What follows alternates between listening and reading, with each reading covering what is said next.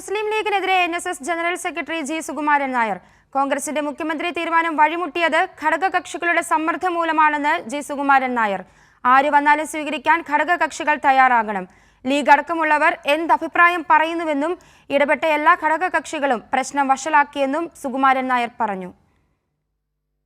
മുഖ്യമന്ത്രി സ്ഥാനം കോൺഗ്രസിനുള്ളതാണെന്ന് നേരത്തെ തന്നെ ഒരു ധാരണയില്ലേ?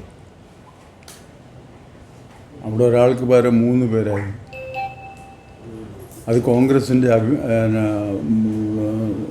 കോൺഗ്രസിനെ സംബന്ധിച്ചുള്ള അവരുടെ ആഭ്യന്തര പ്രശ്നമാണ്. അതിൽ കയറി ഈ ഘടകകക്ഷികൾ എന്തുകൊണ്ടാണ് ഇടപെട്ടത്?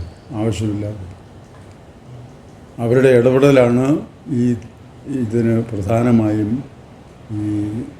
ഇത് മുഖ്യമന്ത്രി തീരുമാനിക്കാൻ ഉണ്ടായിട്ടുള്ള ഈ തടസ്സം. ലീഗ് അടക്കം ഉള്ളവരെ തന്നെ ഞാൻ പറയുന്നത്. അവർക്ക് എന്നാ കാര്യം ഇത് പറയാൻ? അതിൽ ഇന്നാര് വേണം എന്ന് പറയാൻ ഘടകകക്ഷികൾക്ക് ആര് വന്നാലും സ്വീകരിക്കണ്ടേ അതിനകത്ത്?